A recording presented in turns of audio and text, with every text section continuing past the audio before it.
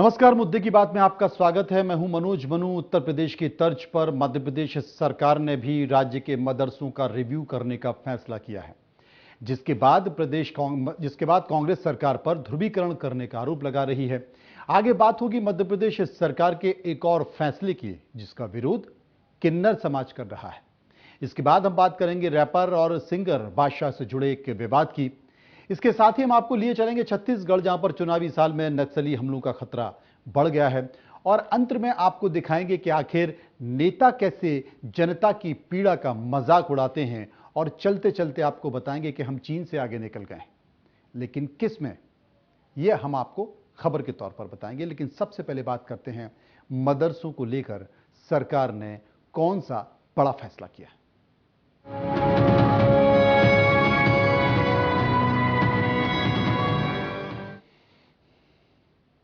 सबसे पहले बात मदरसों की।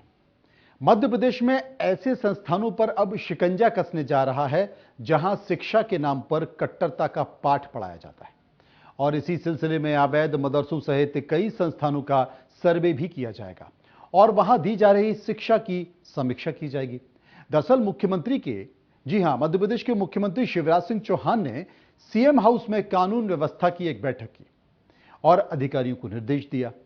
राज्य के बड़े अधिकारियों से कहा है कि अगर वे राज्य में अवैध मदरसों का सर्वे कराएं और इन मदरसों में दी जा रही शिक्षा की समीक्षा करें।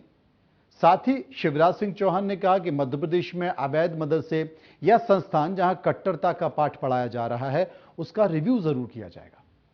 कट्टरता और अतिवाद बर्दाश्त नहीं की जाएगी। आपको बता दें कि राष्ट्रीय बाल अधिकार आयोग राष्ट्रीय बाल अधिकार आयोग और मध्य प्रदेश के बाल अधिकार आयोग ने हाल के दिनों में मध्य प्रदेश के कई मदरसे और स्कूलों का सर्वे किया। भारी अनियमितताएं पाई गई, चाहे वो विदिशा के एक सरकारी स्कूल में बनाई गई मजार की बात हो, या फिर डबरा में बिना मान्यता के चल रहा ईसाई मिशनरी का स्कूल हो, या फिर प्रदेश के कई मदरसों में कट्टरवाद को लेकर पढ़ाया जा रहा पाठ हो। एक के बाद एक तमाम मामलों को राष्ट्रीय बाल अधिकार आयोग ने उजागर किया, और उस वक्त यह सवाल उठने लगा कि जो काम स्थानीय प्रशासन का है, शिक्षा विभाग के अधिकारियों का है, वो काम राष्ट्रीय बाल अधिकार आयोग कर रहा है या प्रदेश का बाल अधिकार आयोग कर रहा है। इस पर सरकार की जमकर किरकिरी हुई। संघ के नेताओं ने भी आपत्ति दर्ज की और इस पूरे मामले को गंभीरता से लिया। लिहाजा सरकार के सामने ये बातें रखी गई और सरकार को यह कदम उठाना पड़ा। उधर मदरसों की समीक्षा करने के सरकार के आदेश का प्रदेश अध्यक्ष बीडी शर्मा ने भी स्वागत किया है। बीडी शर्मा ने कहा है कि सभी शिक्षण संस्थानों का रिव्यू होता है तो मदरसों का भी रिव्यू होना चाहिए। सुनिए उन्होंने क्या कहा। जो पाठ है वो नहीं पढ़ाया जाएगा। सरकार का बहुत महत्वपूर्ण निर्णय है। मैं इस निर्णय का स्वागत इसलिए करता हूं कि केवल मदरसे नहीं, हर किसी का रिव्यू होना चाहिए, और हुआ है तो मदरसे का क्यों नहीं होना चाहिए, क्यों नहीं होना चाहिए। और हम लोग तो देखते हैं कि छात्रावासों के अंदर भी हम रिव्यू करते हैं, छात्र हैं नहीं है, मदरसे के नाम पर क्या हो रहा है। तो ये सरकार ने एक अच्छा निर्णय, वो सबके हित में है। मैं ऐसा मानता हूं कि वहां पर भी, और मैं तो ये मानता हूं कि मदरसों के अंदर क्या हो रहा है,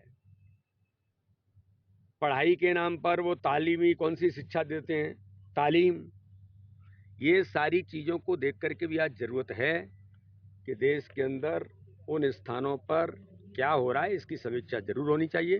सरकार के इस निर्णय का मैं स्वागत करता हूं। अवैध मदरसों पर भी बुलडोजर चलेगा मध्य देखिए, बुलडोजर चाहे मदरसे हो चाहे कोई और हो, अवैध यानी अवैध होता है। अवैध में ये नहीं देखा जाता कि ये मदरसा है या ये स्कूल है। अवैध है तो अवैध है, बुलडोजर सब जगह चलेगा। अवैध है तो चलेगा, और क्यों नहीं चलना चाहिए। मंदिर भी अवैध। उधर मदरसों के रिव्यू पर कांग्रेस सरकार पर राज्य में ध्रुवीकरण का आरोप लगाया जा रहा है। कांग्रेस नेताओं का क्या कहना है, एक बार सुन लीजिए।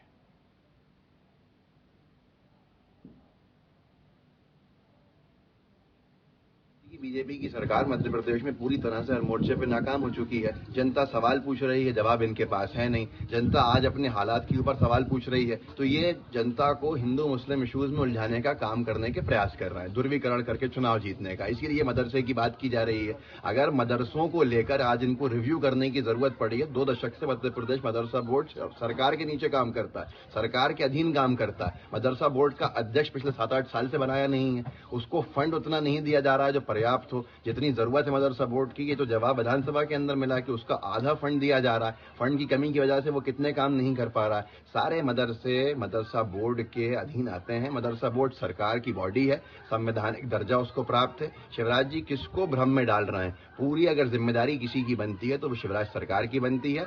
आज सिर्फ मूल मुद्दों से भटकाने के लिए मदरसे की बात की जा रही है। और यहां तक हमें तो जानकारी है कि सारे विधायकों को और मंत्रियों को ये शायद निर्देश दिए गए हैं कि वो भी इस मुद्दे को ट्वीट करें और शिवराज जी की बात को आगे बढ़ाएं। तो ऐसे ये मुद्दा बनाया जा रहा है।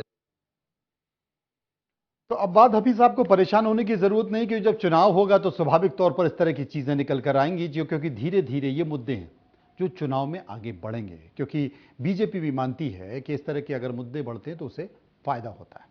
आगे